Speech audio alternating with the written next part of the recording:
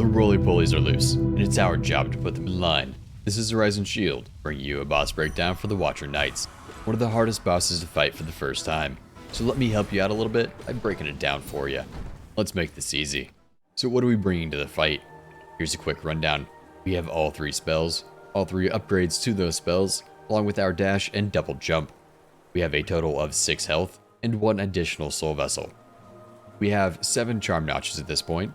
To fill those charm notches, I'm going to use Soul Catcher, Shaman Stone, and Spell Twister. I like my spells, they show their worth in this fight more than most of the other ones however. Later on during the Pantheon, I still rely heavily on my spells, but I do switch over to my standard kit of Shaman Stone, Quick Slash, Long Nail, and Fragile Strength because of the fights before and after the Watcher Knights. So, feel free to pick what you are comfortable with, and let's get this going. So on to the fight. What can the Watcher Knights actually do? There are a total of 3 attacks and 1 movement skill. The difficulty in this fight comes not from the attacks themselves, but from the multiple enemies during the fight. There are a total of 6 Watcher Knights that need to be killed to end the fight. It is possible to get rid of one before entering the arena, but all 6 of them are faced in the God Home. There will most likely be 2 active Watchers at any point in this fight, other than at the very start. There will be a second one active after a set amount of time after the fight starts, or after the first one is killed. 2 will activate at the same time every time after that. The first attack is a simple double slash, telegraphed by a Watcher bringing his nail down behind him. The first part is a swipe forward with very little vertical attack. The second slash is an overhead swing that covers much higher vertically, as well as attacking in the original direction. Both of these attacks slightly lunge forward. The Watcher Knights do not change direction during this attack, so that brings a couple of ways to dodge this attack. You can either run away in the direction of the swipe, or jump over it. It is possible to be able to dash through the Knights, however their hitboxes are kinda chunky and very wide. That means you need to be standing very close to them to do it without any trouble, which is kind of a problem in itself. I recommend one of the first 2 options, and if you have a choice between jumping and running, I prefer jumping with a double jump if you haven't already downward slashed and pogoed his head and or the nail as he swings it, just to get some air above him. This sets you up for a descending dark, which will be one of the primary ways that we damage the Watchers in the fight. Just make sure to dash away from them out of their hitbox after you land on the ground after the descending dark. When you jump, try not to go directly over him with the first jump, as a swing will hit you or his hitbox will. I haven't decided which one it actually is yet.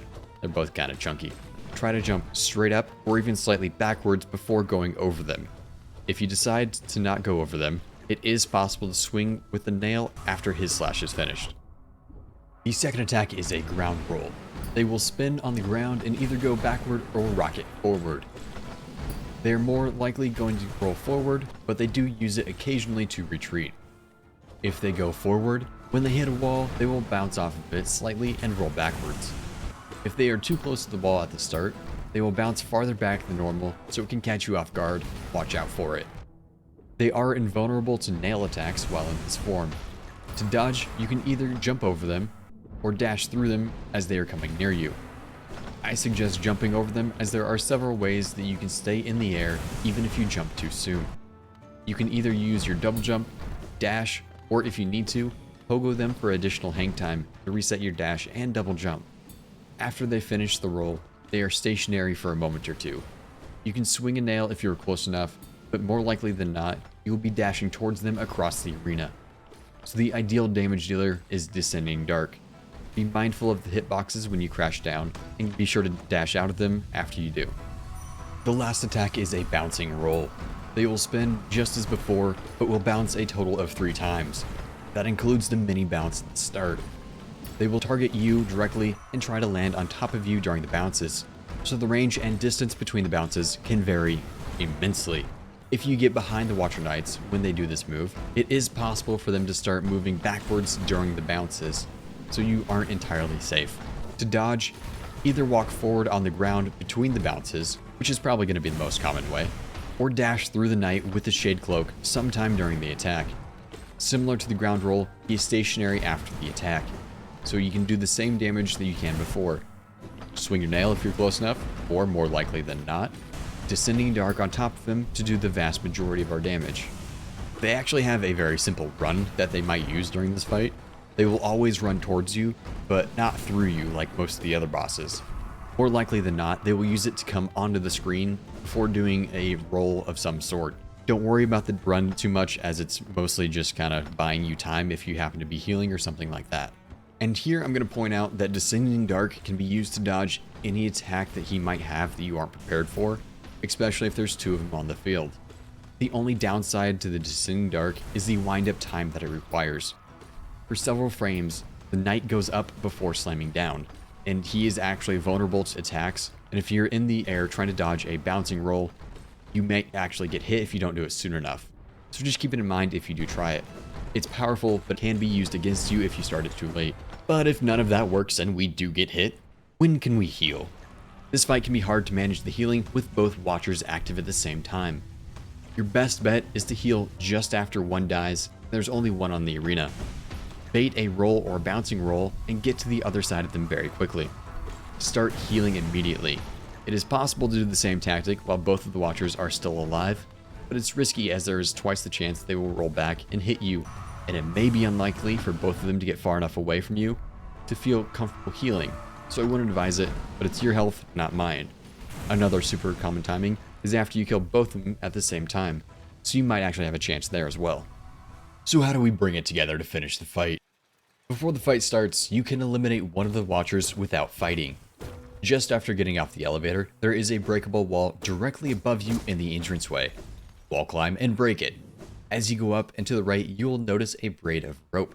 Slice it and a chandelier will fall on one of the watchers, meaning you only have to fight 5 during the fight. So, to start doing damage, we are going to need to have soul. Attack once from the side, then jump above them, attack them with a downward slash to help you get above them and gain a little bit of extra soul. And then we are going to use our D-Dark attack. As the D-Dark finishes, dash away from the Watcher Knight's hitbox so you don't take contact damage.